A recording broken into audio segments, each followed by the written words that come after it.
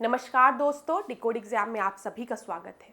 आज की क्लास में हम लोग डिस्कस करेंगे मॉक टेस्ट जो कि आपके यूपी पीसीएस प्रीलिम्स और आरओ एआरओ दोनों परीक्षाओं के लिए बहुत ही महत्वपूर्ण है। तो चलिए आज की क्लास को स्टार्ट करते हैं मेरे साथ ऐश्वर्या सिंह के साथ। क्लास में किसी भी तरीके का डाउट होगा तो आप लोग मुझे कमेंट बॉक्स में बता सकते हैं। आज के सेशन को स्टार्ट करने से पहले थोड़ी सी इन्फॉर्मेशन मैं आप लोगों को दे दूं यूपी पीसीएस फाउंडेशन कोर्स 2025 के बारे में। इस फाउंडेशन कोर्स में इंटायर सिलेबस को कवर किया गया है, प्रीलिम्स और मेंस दोनों की। तो प्रीलिम्स की जब हम बात कर रहे हैं तो यहाँ पर जीएस पेपर के साथ साथ आपका करंट अफेयर प्लस सीसैट भी इंक्लूडेड होगा और मेंस में जीएस पेपर के साथ साथ हिंदी और ऐसे पेपर भी इंक्लूडेड होंगे। किस तरीके से मेंस में आपको आंसर्स को लिखना है ये भी आपको बताया जाएगा। पास्ट ईयर्स के क्वेश्चंस भी यहाँ पर डिस्कस किए गए हैं। तो अगर इस कोर्स से रिलेटेड कोई भी इंफॉर्मेशन चाहिए तो नीचे व्हाट्सएप नंबर दिया गया है, इस पर आप कांटेक्ट कर सकते हैं। डिकोड एग्जाम आप लोगों के लिए टेस्ट सीरीज भी लेकर आया है, UP PCS prelims test series, जिसमें कि आप लोगों को 12,000 से ज़्यादा प्रश्न मिल जाएंगे। तो अगर आपको इस टेस्ट सीरीज से रिलेटेड कोई भी इंफॉर्मेशन चाहिए तो नीचे कॉन्टैक्ट नंबर दिया गया है, इस पर आप कॉन्टैक्ट कर सकते हैं। चलिए आज की क्लास का हम अपना पहला प्रश्न देखते हैं। How many administrative divisions are there in Uttar Pradesh? Uttar Pradesh में कितने मंडल हैं बताइए। 17, 18, 19, 20 कितने मंडल हैं उत्तर प्रदेश में? उत्तर प्रदेश में 18 मंडल हैं। ठीक है, बी आपका सही उत्तर है। अब हम डिस्कस करते हैं यहाँ पर। ये देखिए नंबरिंग की गई है 18 मंडल की, तो हम एक बार इसको रिवाइज करते हैं। सबसे पहला मंडल जो आपको दिख रहा है ये है सहारनपुर। दूसरा कौन सा है? मुरादाबाद। तीसरा कौन सा है? बरेली। ठीक है, फिर चौथा जो है वो लखनऊ है। पांचवा कौन सा है? देवी पाटन है। छठवां बस्ती है और सातवां गोरखपुर है। याद रखिए, जीकेपी में लिख दे रही हूं। फिर उसके बाद हम 8वें में आएंगे तो 8वां मेरठ है, 9वां अलीगढ़ है, ठीक है, 10वां आगरा है, 11वां कानपुर है, 12वां कौन सा है? अयोध्या है, 13 आजमगढ़ है, 14 झांसी है, ये 15 कौन सा है? चित्रकूट है, 16 कौन सा है? प्रयागराज है,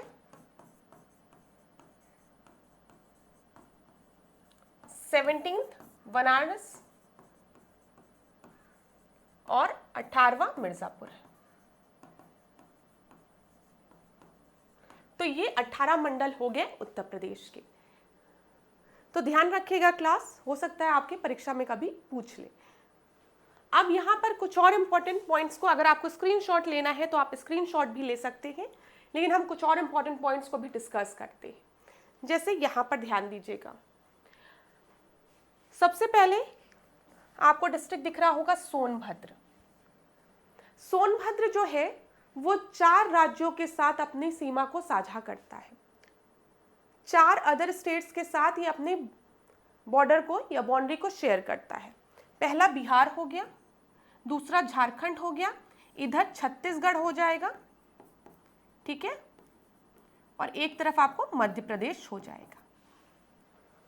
तो सोनभद्र उत्तर प्रदेश का एक ऐसा डिस्ट्रिक्ट है जो कि 4 राज्यों के साथ बिहार, झारखंड, छत्तीसगढ़ और मध्य प्रदेश के साथ अपने बॉर्डर को शेयर करता है। ये याद रखिएगा। इसी तरीके से यहाँ पर अगर आप सहारनपुर देखेंगे तो सहारनपुर 3 राज्यों के साथ अपने सीमा को साझा करता है। वो कौन कौन से? हरियाणा है, हिमाचल प्रदेश है,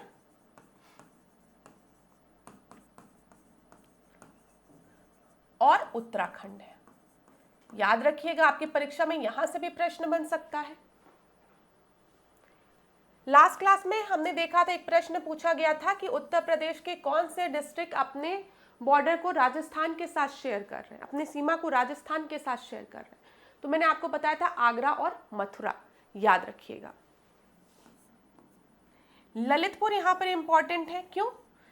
इधर से देखेंगे ललितपुर एमपी से घिरा है, इधर से एमपी से घिरा, इधर से एमपी से घिरा है। ललितपुर उत्तर प्रदेश का एकमात्र ऐसा डिस्ट्रिक्ट है जो कि उत्तर प्रदेश के एकमात्र डिस्ट्रिक्ट के साथ अपने बॉर्डर को शेयर कर रहा है, और उत्तर प्रदेश का वो एकमात्र डिस्ट्रिक्ट जो है वो है झांसी, जिसके साथ ललितपुर अपने बॉर्डर को शेयर कर रहा है। क्लियर? सारे पॉइंट्स को ध्यान दीजिएगा जो मैं आपको बता रही हूं। यहां पर नेपाल के साथ उत्तर प्रदेश के कितने डिस्ट्रिक्ट अपने बॉर्डर को शेयर करते हैं? तो 7। नंबरिंग करिए। सबसे पहला पीलीभीत, फिर लखीमपुर खीरी, फिर उसके बाद बहराइच, फिर श्रावस्ती, फिर बलरामपुर, फिर सिद्धार्थनगर, फिर महाराजगंज। ये 7 हो गए। क्लियर है? यहां पर बलिया देख लीजिए।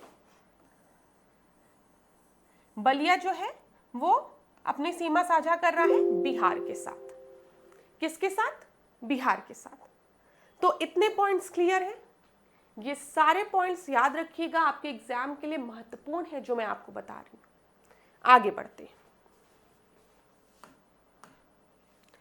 बीटा विविधता शब्द किससे संदर्भित है? बीटा डायवर्सिटी की बात यहां पर की जा रही है।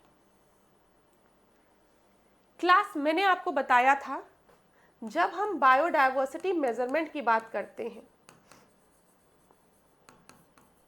यहां पर ध्यान दीजिएगा, मेजरमेंट ऑफ बायोडायवर्सिटी की हम बात कर रहे हैं, तो मेनली हम अल्फा, बीटा और गामा की बात करते हैं। अल्फा बायोडायवर्सिटी को जब मेजर किया जाता है तो यहां पर एक स्पेसिफिक इकोसिस्टम लिया जाता है, एक स्पेसिफिक इकोसिस्टम, और वो स्पेसिफिक इकोसिस्टम में क्या जैव विविधता है, क्या डायवर्सिटी है, उसको स्टडी किया जाता है। जब बीटा डायवर्सिटी की हम बात करते हैं तो यहाँ पर आपका 2 इकोसिस्टम को कंपेयर किया जाता है, स्टडी किया जाता है कि किस तरीके की जैव विविधता यहाँ पर है। जब गामा बायोडायवर्सिटी की हम बात करते हैं तो यहाँ पर एक वाइड रीजन में डिफरेंट इकोसिस्टम को एक साथ स्टडी किया जाता है। यहाँ पर किस तरीके की जैव विविधता है उसे स्टडी किया जाता है। तो अल्फा, बीटा, गामा बायोडायवर्सिटी समझ में आया? आपके परीक्षा में यहाँ से प्रश्न बन सकता है, ध्यान दीजिएगा। तो यहाँ पर जो आपका सबसे एक्यूरेट ऑप्शन होगा वो ये है, विभिन्न पारिस्थितिक तंत्र के अंदर प्रजातियों की संख्या। ठीक है, यहाँ पर number of species with in different ecosystem. जब हम विद इन एन इकोसिस्टम की बात करेंगे, एक सिंगल इकोसिस्टम की बात करेंगे, तो हम अल्फा बायोडायवर्सिटी की बात करेंगे। जब हम विद इन 2 डिफरेंट इकोसिस्टम की बात करेंगे तो बीटा डायवर्सिटी की बात करेंगे। जब हम एक लार्ज स्पेसिफिक रीजन को लेंगे और वहां पर डिफरेंट इकोसिस्टम को कंपेयर करेंगे तो वो हमारा हो जाएगा गामा बायोडायवर्सिटी। क्लियर? तो यहाँ पर आपका सही उत्तर बी हो जाएगा। आगे बढ़ते हैं।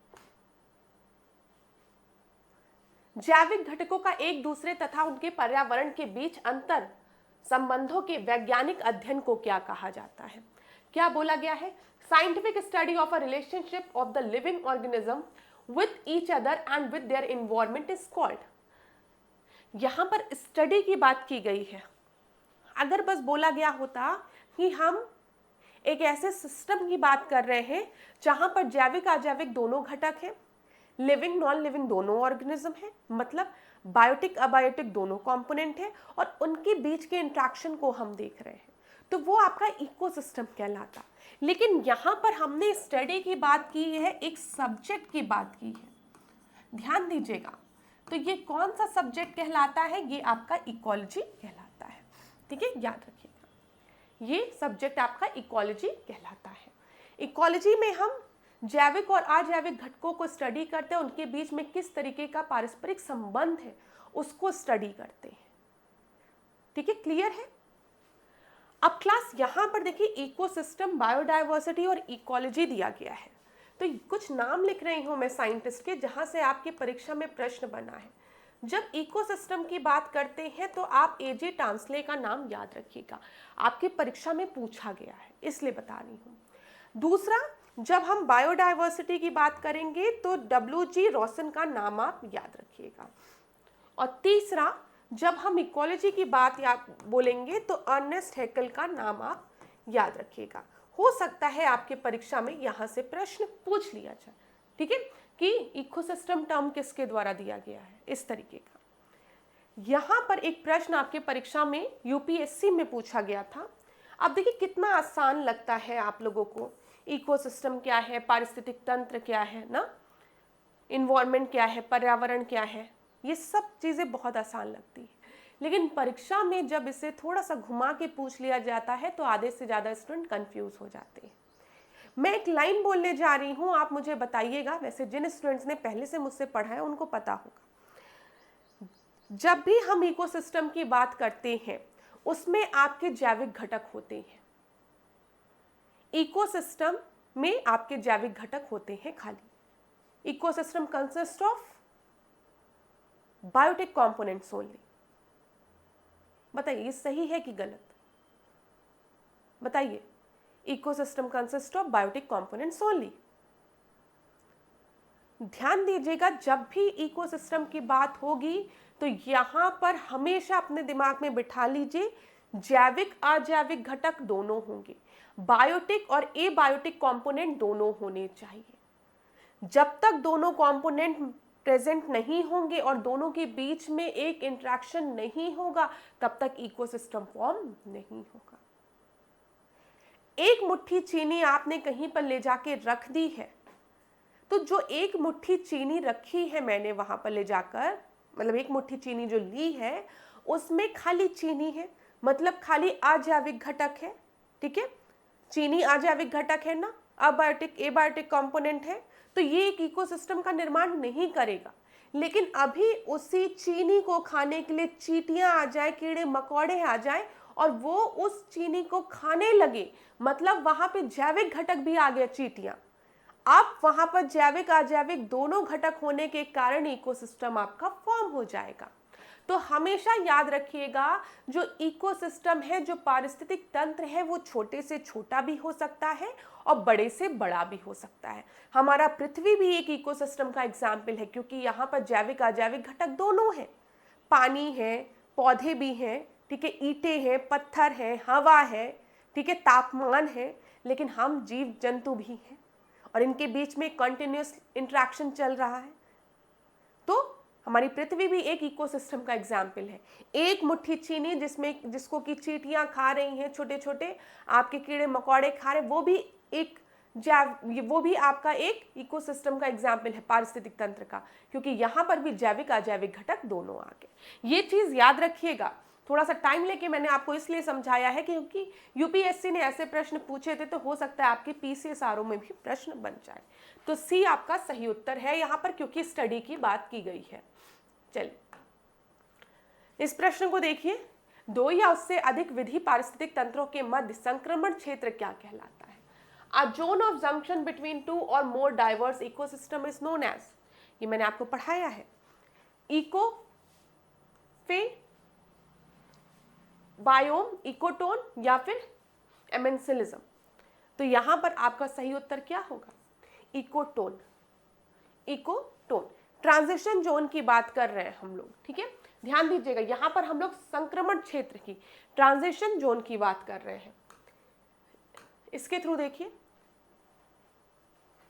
यहां पर लैंड इकोसिस्टम है, लैंड इकोसिस्टम है, मतलब स्थलीय पारिस्थितिक तंत्र है।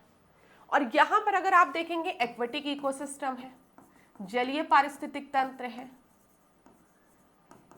तो जब हम एक सिस्टम में लैंड इकोसिस्टम से जलीय पारिस्थितिक तंत्र की तरफ जा रहे हैं, स्थलीय पारिस्थितिक तंत्र से जलीय पारिस्थितिक तंत्र की तरफ, तो यहां पर एकाएक तो ऐसा है नहीं कि लैंड इकोसिस्टम आपका खत्म हो गया और एक्वेटिक इकोसिस्टम स्टार्ट हो गया। बीच में एक ट्रांजिशन जोन आएगा जहां पर धीमे धीमे जो मिट्टी है वो गीली होगी, नीचे जाएगी और पानी का लेवल जो है वो धीमे धीमे आपका बढ़ने लगेगा। तो इसी ट्रांजिशन जोन को हम क्या कहते हैं? इकोटोन कहते हैं। आप लोग जब जाते होंगे नदियों के पास तो आप देखते होंगे ना, किनारे जो रहता है आप लोग ऐसे पैदल चले जाते हो, सब लोग कहते हैं अरे ज़्यादा अंदर मत जाना, पानी गहरा हो जा रहा है, डूब जाओगी। ऐसे ही तट पर रहना, कोस्ट पर रहना। तो ये कोस्ट वाला, जहाँ पर गीली मिट्टी भी दिख रही है, पानी का लेवल भी दिख रहा है, ठीक है, ना पानी बहुत गहरा है ना सूखा है, तो वो जो आपका जो कोस्ट वाला एरिया होता है, तटीय क्षेत्र, उसको हम कह सकते हैं वो एक तरीके का इकोटोन होता है।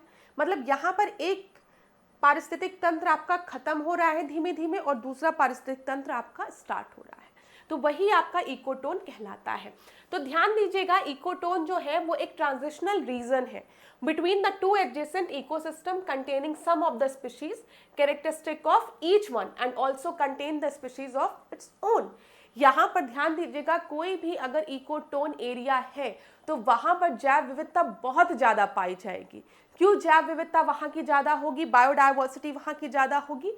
क्योंकि उस इकोटोन में कुछ ऐसे स्पीशीज भी होंगे, जैसे यहाँ पर अगर हम देखें इस इकोटोन में कुछ ऐसे स्पीशीज भी होंगे जो कि जलीय पारिस्थितिक तंत्र में पाए जाते हैं। साथ ही साथ इस इकोसिस्टम में कुछ ऐसे भी आपके जीव जंतु होंगे जो कि आपके स्थलीय पारिस्थितिक तंत्र में पाए जाते हैं, प्लस कुछ ऐसे जीव जंतु होंगे जो कि यहीं पर पाए जाते हैं। समझ में आ रहा है? तो सबसे ज़्यादा अगर हम देखेंगे जैव विविधता हमें इकोटोन एरिया में मिलेगी, क्योंकि इधर वाले पारिस्थितिक तंत्र के भी जीव जंतु यहाँ देखने को मिलेंगे और इधर वाले, और साथ ही साथ उनके खुद के भी। तो ये चीज़ याद रखिएगा। चलिए आगे बढ़ते हैं। इस प्रश्न को देखिए, क्या दिया गया है। मुकुर्ती राष्ट्रीय उद्यान निम्नलिखित में से कौन सी कीस्टोन स्पीशीज यहाँ पर पाई जाती है? तो बताइए, जो मुकुर्ती नेशनल पार्क है वहां पर कौन सी कीस्टोन स्पीशीज पाई जाती है? तो वहां पर आपको नीलगिरी ताहर दिखेगी। बी आपका सही उत्तर है। ऐसा प्रश्न भी आपके परीक्षा में पूछा जा सकता है। यहां पर हम कुछ नेशनल पार्क्स देख लेते हैं जो कि आपके तमिलनाडु में है।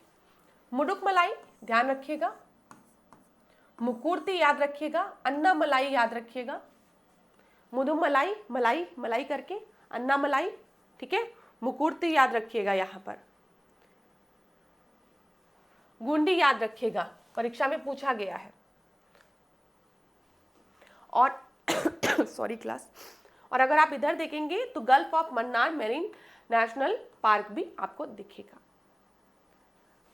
अब यहाँ पे जो मैं बताने जा रही हूँ ये बहुत महत्वपूर्ण है, ध्यान दीजिएगा कौन कौन से कीस्टोन स्पीशीज कहाँ पर पाए जाते हैं। स्क्रीनशॉट लेना है तो आप स्क्रीनशॉट भी ले सकते हैं।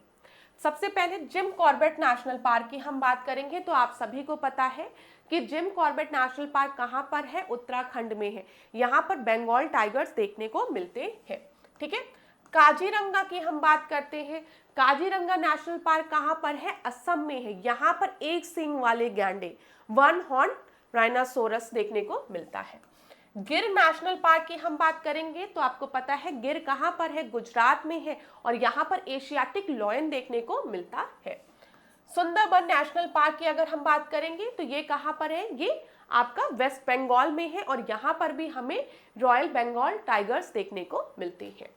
रातमबोर नेशनल पार्क राजस्थान में है, यहाँ पर भी बंगाल टाइगर्स देखने को मिलते हैं।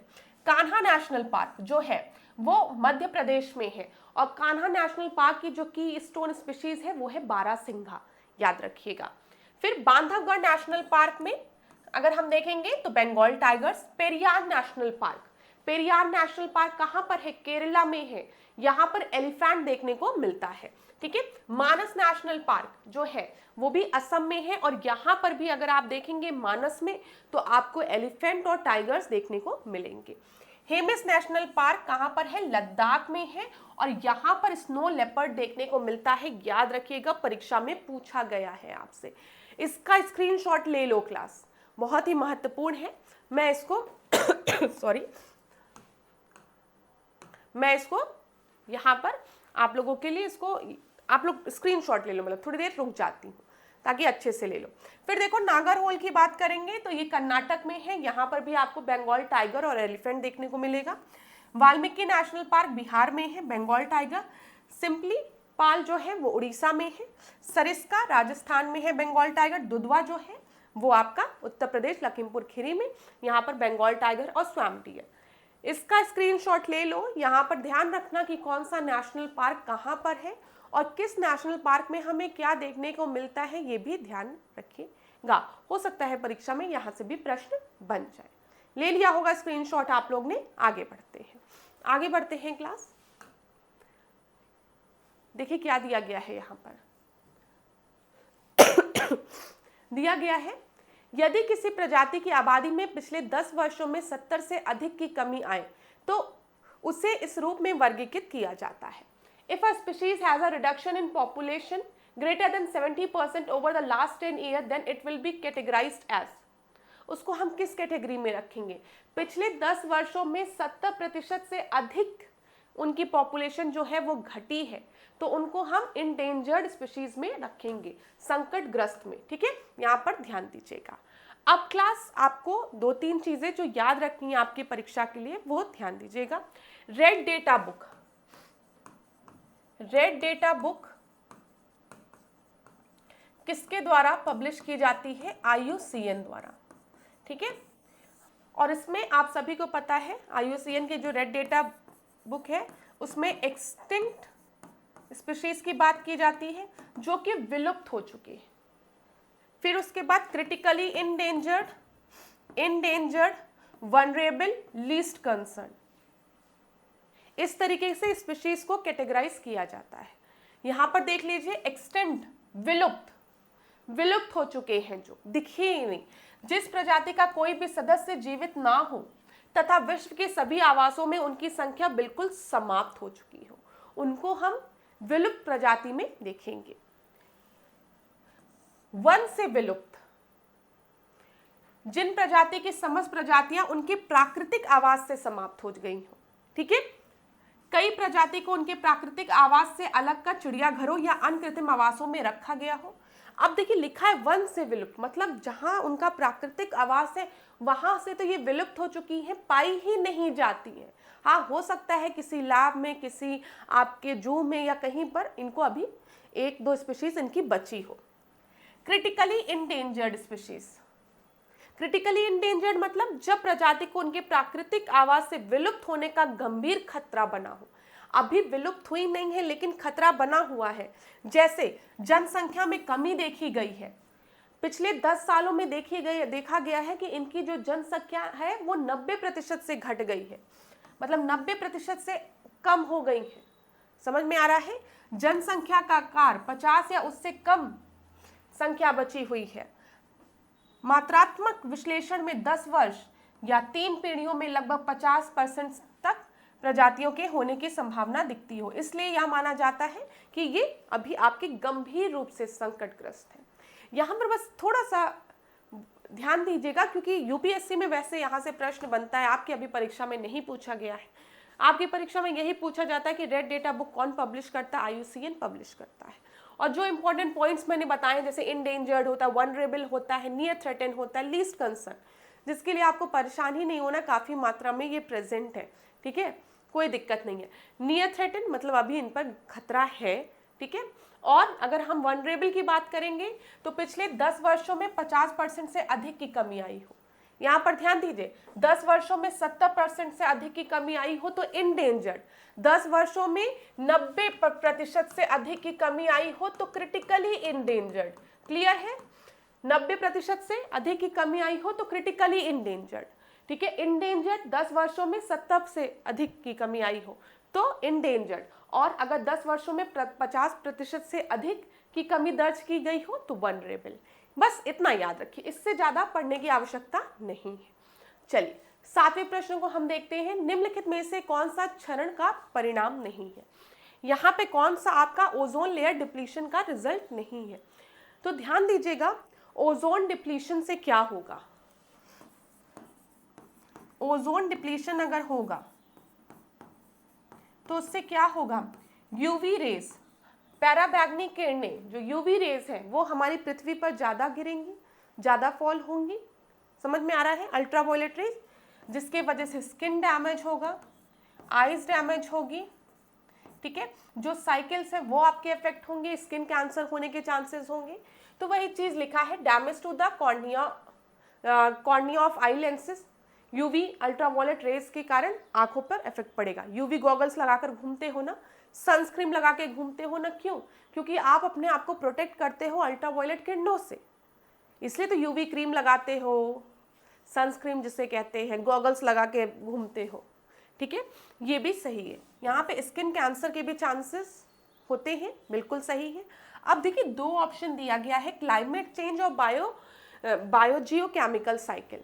यहाँ पर हम कह सकते हैं कि ओजोन डिप्लीशन की वजह से जो क्लाइमेट चेंज है वो आपके डायरेक्टली इफेक्ट नहीं होता है, ठीक है। हाँ, ऐसा नहीं है कि बिल्कुल भी कोई भी फर्क नहीं पड़ेगा, पैराबैंगनी किरणें ज़्यादा आएंगी, ठीक है, तो टेम्परेचर पे इफेक्ट पड़ेगा। लेकिन जब भी हम क्लाइमेट चेंज की बात करते हैं तो यहाँ पर मेजर सोर्स हम मानते हैं जैसे ग्रीन हाउस गैसेस को ना, ग्रीन हाउस गैसेस को रिस्पॉन्सिबल मानते हैं, जिसमें कार्बन डाइऑक्साइड आ गई, आपकी मीथेन आ गया, उन सबको। तो इसीलिए हम कह सकते हैं यहाँ पर आप इसको टिक लगा सकते हैं, not a consequences of ozone depletion. Alternation of biogeochemical cycles इसमें होगा, आपके जो डिफरेंट साइकिल्स हैं वो आपके अफेक्टेड होंगी, चाहे वाटर साइकिल हो चाहे कार्बन साइकिल हो, ठीक है, ये सारे अफेक्टेड होंगी, याद रखिएगा। तो हम यहाँ पर लीस्ट जो प्रिफर्ड ऑप्शन है उसको मार्क कर रहे हैं, इसी वजह से हमने जलवायु परिवर्तन पर फोकस किया है, क्योंकि हम जलवायु परिवर्तन के लिए मुख्यतः हम ग्रीन हाउस गैसेस को रिस्पॉन्सिबल मानते हैं, ये याद रखिएगा क्लास, क्लियर है ना। इसी वजह से हम सी को टिक लगाते हैं, आगे बढ़ते हैं। अच्छा, यहाँ पर आप लोग तेज हैं लेकिन तब भी मैं आप लोगों को बता देती हूँ कि जब भी हम ओजोन की बात करेंगे तो ओजोन जो है वो कहाँ प्रेजेंट है बताइए, स्ट्रेटोस्फीयर में, और स्ट्रेटोस्फीयर में समताप मंडल में जो ओजोन प्रेजेंट है उसको हम लोग गुड ओजोन कहते हैं। ये सब चीजें मैंने आपको बताई है। इसको हम गुड ओजोन क्यों कहते हैं? क्योंकि ये हमें यूवी रेज से प्रोटेक्ट करती है, ठीक है, प्रोटेक्ट करती है अल्ट्रावायलेट किरणों से। लेकिन यही ओजोन अगर आपका ट्रोपोस्फियर में प्रेजेंट हो तो इसे हम सेकेंडरी पॉल्यूटेंट की तरह देखते हैं, द्वितीयक प्रदूषक की तरह, ये याद रखिएगा, ठीक है। अगर यही ओजोन आपका ओजोन गैस के फॉर्म में, मतलब कहीं से ऑक्सीजन को एक नेसेंट ऑक्सीजन मिल गया और आपका O3 फॉर्म हो गया ट्रोपोस्फियर में, क्षोभ मंडल में, तो इसे हम बैड ओजोन कहते हैं। बैड ओजोन क्यों?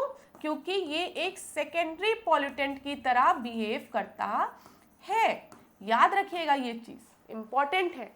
ओजोन डे हम कब मनाते हैं? परीक्षा में पूछा गया है, 16 सितंबर को, ठीक है। ओजोन को किस में मेजर करते हैं? डॉप्सन में, डॉप्सन यूनिट में, याद रखिएगा, ये सारी चीजें परीक्षा में पूछी गई है। आगे बढ़ते हैं। पापीकोंडा राष्ट्रीय उद्यान से कौन सी नदी आपकी होकर बहती है बताइए? महानदी, कावेरी, गोदावरी, कृष्णा। तो यहां पर आपका जो सही उत्तर है, पापीकोंडा नेशनल पार्क से गोदावरी नदी होकर गुजरती है। सी आपका सही उत्तर है, ठीक है क्लास, क्या सही उत्तर है? सी। यहां पर देखिए आंध्र प्रदेश में, यहां पर आपको पापीकोंडा नेशनल पार्क दिखेगा और ये गोदावरी नदी दिख रही है। क्लियर है? अब गोदावरी नदी की बात आई है तो एक बार इसके ट्रिब्यूटरीज देख लेते हैं जल्दी जल्दी। पेनगंगा, वेनगंगा, वर्धा, श्रीराम, धरना, इंद्रावती, सबरी, ठीक है, मंजरा और मूला, ये याद रखिएगा। पेंच भी याद रखिएगा। पेन, वेन, ठीक है, पेन, वेन, इंद्रावती, सबरी, धरना, श्रीराम, ये सब जो है वो किसकी ट्रिब्यूटरी है? गोदावरी की ट्रिब्यूटरीज है। वैसे मैं रिवर सिस्टम आपको पढ़ाऊंगी, आप बिल्कुल चिंता नहीं करेंगे, मैप वाले में पढ़ाऊंगी, ठीक है, यहां पर ध्यान दीजिए, डिब्रू सैखोवा नेशनल पार्क कहां पर लोकेटेड है बताइए। तो ये आपका असम में है। कहां पर है? असम में है। अब ध्यान दीजिएगा क्लास, थोड़ा सा इस हफ्ते गले में दिक्कत होने के कारण बोलने में थोड़ी सी परेशानी हो रही है, लेकिन आप लोगों को मतलब दिक्कत नहीं हो रही होगी, आशा करती हूँ। यहाँ पर ध्यान दीजिएगा, ये क्या है? ये असम है। असम में सबसे इंपॉर्टेंट जो नेशनल पार्क है वो है काजीरंगा नेशनल पार्क। और अभी थोड़ी देर पहले मैंने आपको बताया है काजीरंगा नेशनल पार्क जो है वो वन हॉर्न ट्राइनोसोरस के लिए फेमस है, ठीक है, एक सींग वाले गैंडे के लिए। साथ ही साथ यहाँ पर और नेशनल पार्क भी याद कर लीजिएगा, मानस, औरंग, नमेरी, ठीक है, डिब्रू सैखोवा नेशनल पार्क, ये ध्यान दीजिएगा जो मैंने टिक लगाया है। नेशनल पार्क, राष्ट्रीय उद्यान से रिलेटेड प्रश्न आपके परीक्षा में बनते हैं, और जब आप बार बार इनको रिवाइज करेंगे तो आपके दिमाग में ऑटोमेटिकली ये बैठते जाएंगे। परेशान होने की जरूरत नहीं है कि याद नहीं हो रहा है, क्या करें। 2, 3, 5, 6 बार रिवाइज करोगे तो ऑटोमेटिकली आपके दिमाग में ये बैठते जाएंगे, ठीक है, तो याद रखिएगा। आगे बढ़ते हैं। Which among the following element is called green metal? किसको हम ग्रीन मेटल कहते हैं? आयरन को, गोल्ड को, मरकरी को, या फिर एल्यूमिनियम को? तो यहाँ पर ध्यान रखिएगा, हम एल्यूमिनियम को ग्रीन मेटल कहते हैं, ठीक है। एल्यूमिनियम जो है वो बहुत लाइट वेट का मेटल होता है, इसकी वजह से एल्यूमिनियम का यूज हम लोग एयरक्राफ्ट में भी करते हैं। तो यहाँ पर डी आपका सही उत्तर हो जाएगा। आगे बढ़े। Ozone layer is found in, अभी मैंने आपको बताया कि ओजोन लेयर जो है वो कहाँ हमें देखने को मिलती है? समताप मंडल में, ठीक है, स्ट्रेटोस्फियर में। आगे बढ़े। इजी प्रश्न है तो वहां पे रुकते नहीं है, जहां पर भी समय देने की आवश्यकता होगी वहां पर समय दिया जाएगा। इस प्रश्न को देखो, निम्नलिखित में से कौन वन्यजीव अपराध संयोजन मामले का अंतरराष्ट्रीय संघ के साझेदार है? ठीक है, यहां पर बोला गया है are the partner of the International Consortium on Combating Wildlife Crime.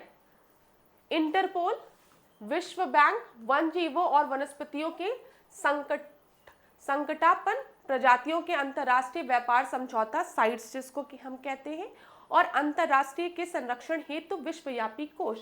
यहाँ पर देख लीजिए कौन कौन से पार्टनर हैं? Interpol, world bank, convention on international trade in endangered species of wildlife, flora and fauna CITES, वर्ल्ड वाइल्ड फंड WWF। तो यहाँ पर बताइए, जब हम ICCWC की बात करते हैं तो इसके पार्टनर में आपका इंटरपोल आता है, वर्ल्ड बैंक आता है और साइट्स आता है, लेकिन WWF नहीं आता है, ये याद रखिएगा। वर्ल्ड वाइल्ड फंड फॉर नेचर नहीं आता है। तो आपका सही उत्तर क्या हो जाएगा? 1, 2, 3, ठीक है, 1, 2, 3 आपका सही उत्तर है। इस प्रश्न को देखो, ध्रुवों पर मानव शरीर का भार कितना होता है? ध्रुवों की बात की गई है, मानव शरीर का भार कितना होता है? मिनिमम होता है, कांस्टेंट होता है, मैक्सिमम होता है, या फिर नन ऑफ द अबव होता है? Weight is equal to mg होता है। यहां पर ये मास होता है, ये आपका ग्रेविटी। तो बताइए सबसे ज्यादा कहां पर होगा? जी सबसे ज्यादा कहां पर होगा? वो पोल्स पे होगा। इसी वजह से अगर हम देखें पोल्स पर जो वेट होता है वो भी सबसे अधिक होता है, मैक्सिमम होता है, ठीक है। देखिए W is equal to mg, जो W है शरीर का भाग है, m की बात करेंगे ये शरीर का द्रव्यमान है, g क्या है? गुरुत्वाकर्षण के कारण तत्वर्ण है, ठीक है, जो कि आपका मैक्सिमम कहां पर होता है? पोल में होता है। इसीलिए भार भी सबसे ज्यादा कहां होता है शरीर का? पोल्स में होता है। मानव शरीर में सबसे बड़ी ग्रंथि कौन सी है बताना है आपको, बताइए। एड्रिनल ग्लैंड, लिवर, पैनक्रियाज या फिर kidney? Largest gland in human body की बात की गई है, तो ध्यान रखिएगा largest gland in human body जो है वो आपका यकृत है, ठीक है, लिवर है। बी सही उत्तर है। पेपर में एक प्रश्न बनता है बाइल जूस से।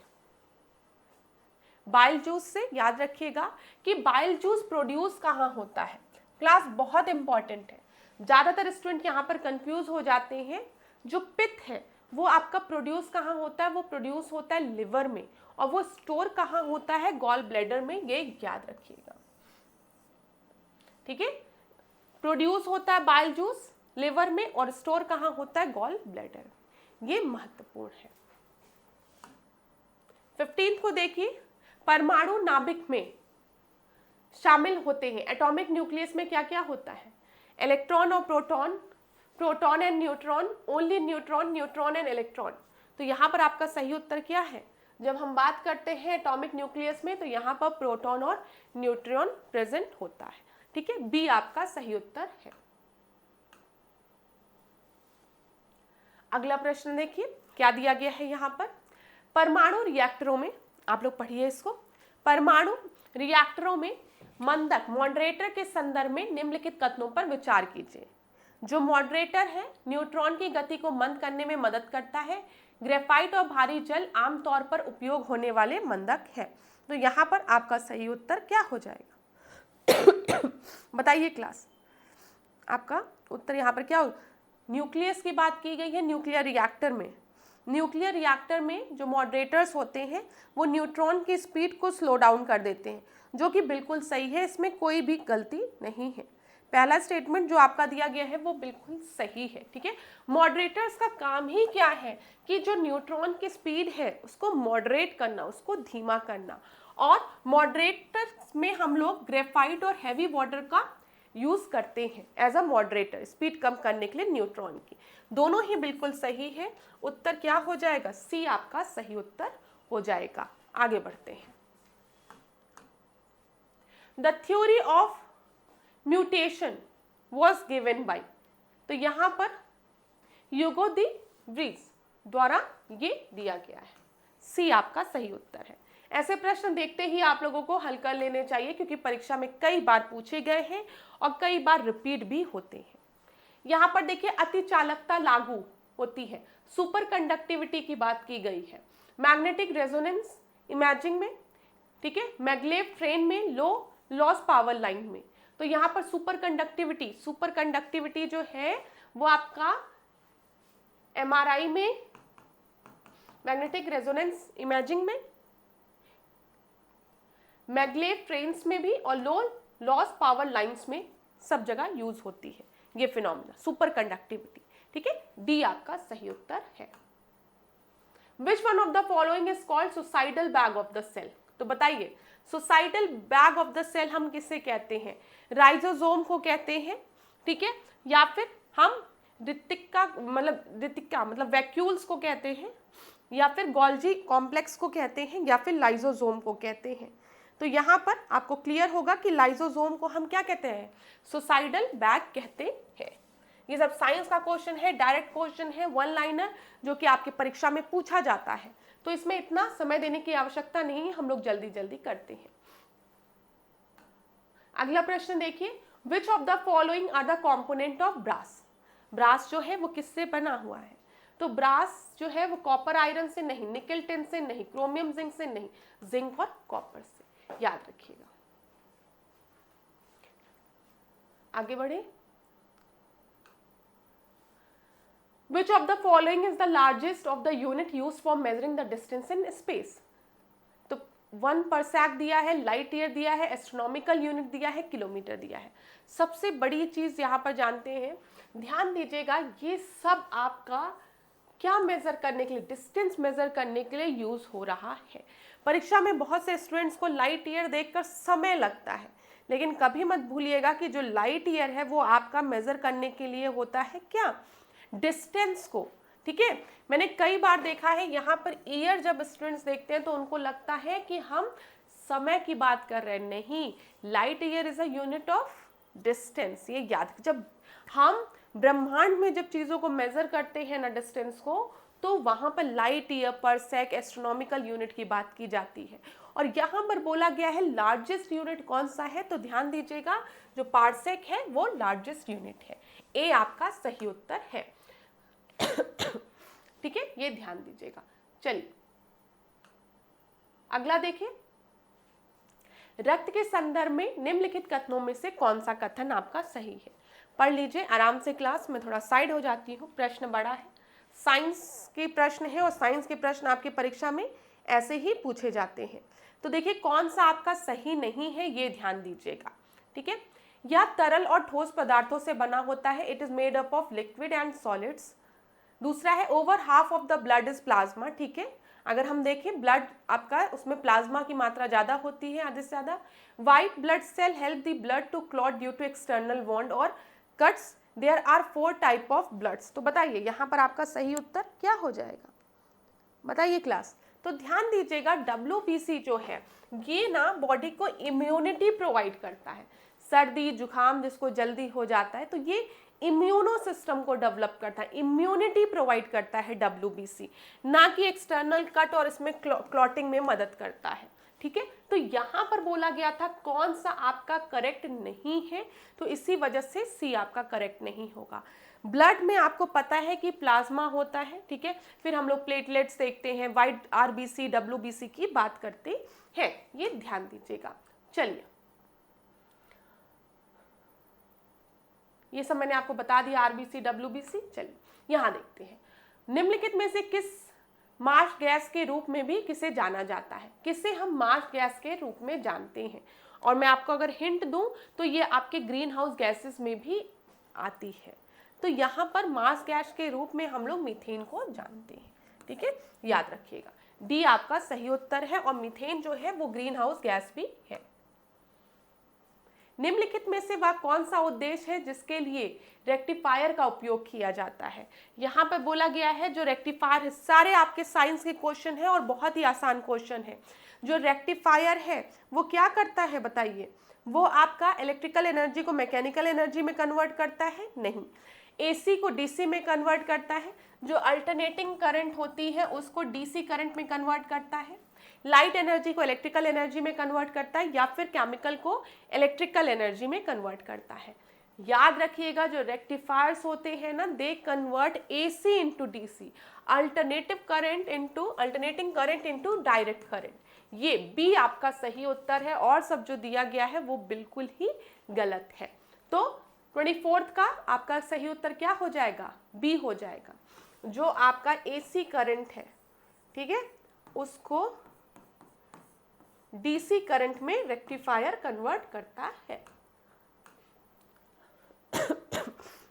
अगला देखिए class, who was the scientist to discover the electric current create magnetic field.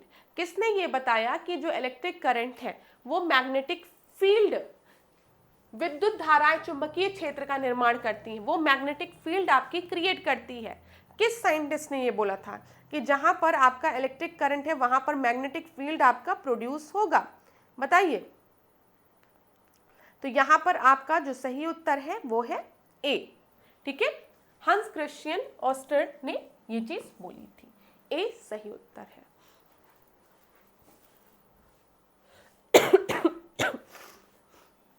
देखिए इन्होंने क्या बोला था, यह विद्युत और चुंबकीय के बीच में पता लगाया गया पहला संबंध था। पहली बार ये एक डेनिश भौतिक विज्ञानी थे और रसायनिक थे जिन्होंने यह पता लगाया कि विद्युत धाराएं चुंबकीय क्षेत्र का निर्माण करती है। Which of the following wave characteristic is inversely proportional to the time? Time के इनवर्सली प्रोपोर्शनल क्या होता है, क्रेस्ट, वेवलेंथ, एम्पलीट्यूड या फिर फ्रीक्वेंसी। तो यहाँ पर आपका सही उत्तर जो है वो है फ्रीक्वेंसी, डी आपका सही उत्तर है। ठीक है, ध्यान रखिएगा। आगे बढ़े, Which among the following pair is correctly matched? यहाँ पर आपको जीव दिया गया है और पेयर ऑफ क्रोमोसोम की बात की गई है। तो बताइए किस जीव में कितने पेयर ऑफ क्रोमोसोम होते हैं। जब हम चिंपैंजी की बात करते हैं, चिंपैंजी में आपका 21 होता है, ठीक है। अनियन में अगर हम देखें 8 होता है, डॉग में, कुत्ते में अगर हम देखें तो 39 होता है, और हाउस फ्लाई में अगर हम देखें तो 6 होता है। तो कौन सा आपका करेक्टली मैच नहीं है ये आपको बताना है। तो बताइए, यहाँ पर अजीब सा प्रश्न है ना ये थोड़ा सा। अब क्रोमोसोम किस में कितना होता है नहीं पता, लेकिन कभी कभी आपकी परीक्षा में भी ऐसे प्रश्न पूछ लिए जाते हैं। तो ध्यान दीजिएगा, हाउस फ्लाई में क्रोमोसोम की संख्या 6 होती है, डॉग में 39 होती है, प्याज में 8 होती है, लेकिन चिंपैंजी में आपकी 21 नहीं शायद 24 होती है। देख लेते हैं। तो ए आपका नहीं मैच्ड है, सही इनकरेक्ट है। ठीक है, यहाँ पर ध्यान दीजिएगा। हाँ, चिंपैंजी में 24 होती है, मानव में 23 होती है, बंदर में 21 होती है। ठीक है। मच्छर में 3 होती है, गेहूं में 21, प्याज में 8। अगला हम देखते हैं यहाँ पर, एक जीवनक्षम बीज बनाने के लिए पादपों द्वारा यौन प्रजनन के सबसे बुनियादी पहलुओं को नजरअंदाज किए जाने की घटना को क्या कहा जाता है? तो बताइए इसे क्या कहा जाता है? The phenomena in which plant bypasses the most fundamental aspect of sexual reproduction to form a valuable seed is called fertilization, apomixis, ठीक है, meiosis या फिर डिकोगैमी। तो यहाँ पर आपका सही उत्तर जो है वो है एपोमिसिस, बी आपका सही उत्तर है। ठीक है, अगला देखिए, spirit of wine. Spirit of wine के नाम से हम किसे जानते हैं? ये आपकी परीक्षा में पूछा गया प्रश्न है। बताइए, मिथाइल अल्कोहल को, आइसोब्यूटाइल अल्कोहल को, इथाइल अल्कोहल को या फिर एन ब्यूटाइल अल्कोहल को? तो ध्यान रखिएगा, इथाइल अल्कोहल को हम लोग क्या कहते हैं? हम लोग कहते हैं स्पिरिट ऑफ वाइन। ठीक है, तो यहाँ पर आपका सी जो है वो सही उत्तर हो जाता है। ये आपकी परीक्षा में पूछा भी गया है।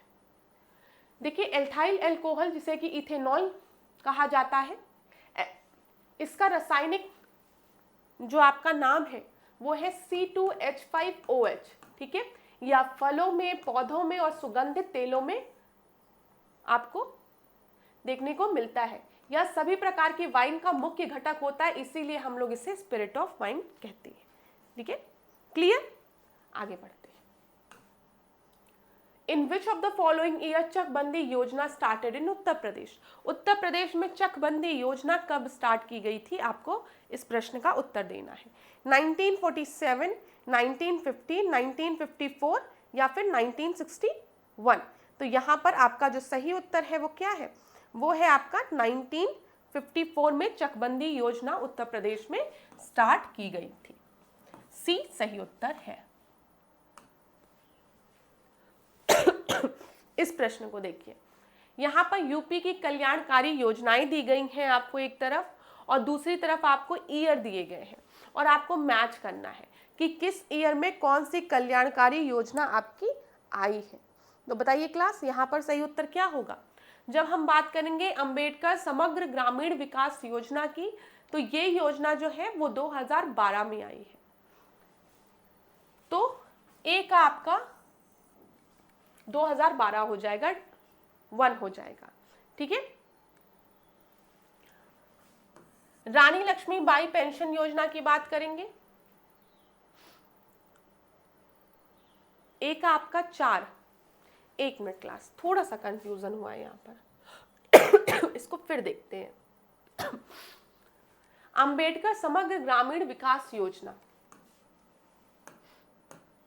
रानी लक्ष्मीबाई पेंशन योजना, राष्ट्रीय ग्रामीण स्वास्थ्य मिशन योजना, अंबेडकर समग्र ग्रामीण विकास योजना, रानी लक्ष्मीबाई योजना।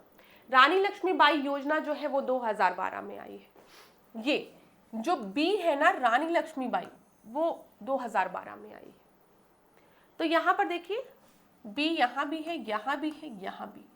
चलो आगे बढ़ते हैं। नेशनल रूरल हेल्थ मिशन तो आप सभी को पता है, सबसे इजी ऑप्शन यही है 2005 में। तो सी का आपका सेकंड हो गया, डी आपका सही उत्तर है।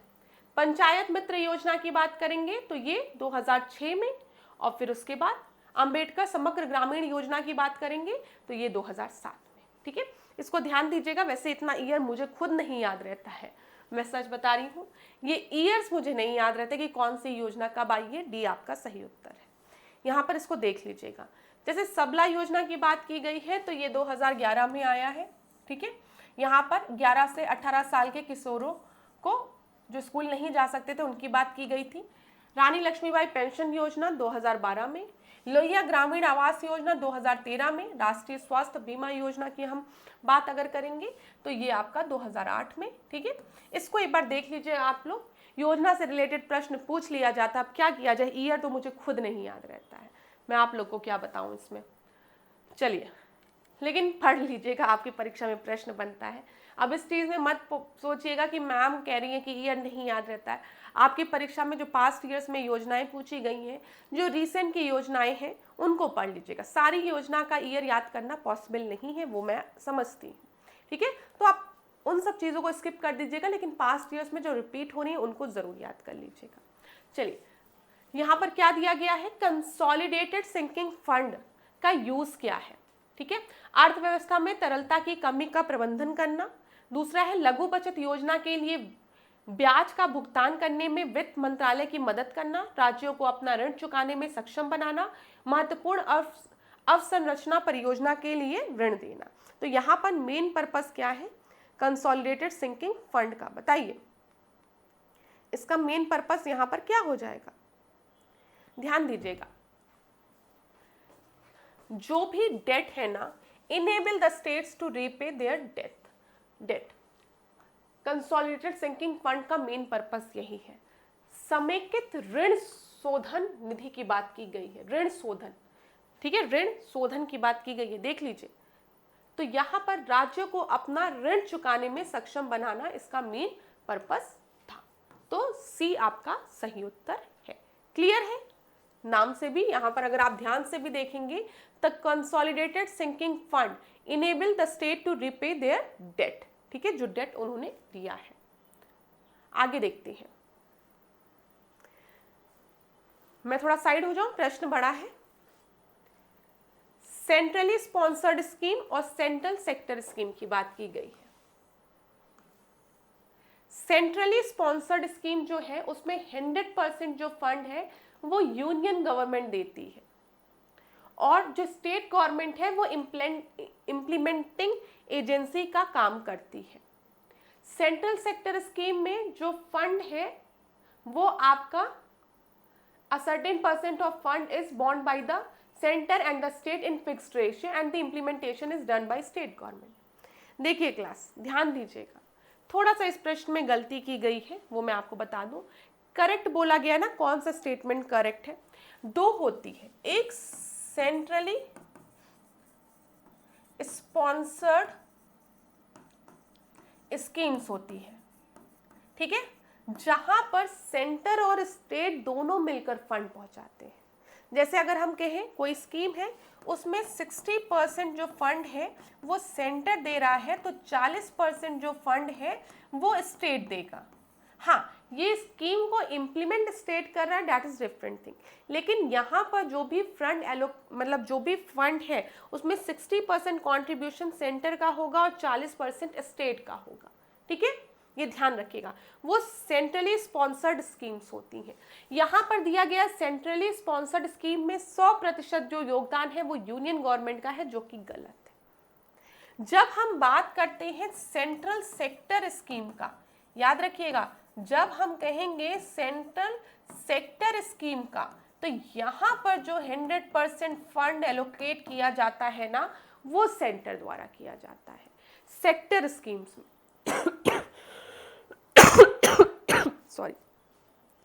Sorry class. तो याद रखिएगा, सेंट्रल सेक्टर स्कीम में 100% जो फंड है वो कौन देता है? वो सेंटर देता है, ठीक है। सेंट्रली स्पॉन्सर्ड स्कीम में ये रेशियो डिसाइडेड रहता है कि 60% सेंटर, 40% स्टेट। और अगर हम नॉर्थ ईस्टर्न स्टेट्स के लिए देखेंगे तो 90 और 10 का परसेंट होता है।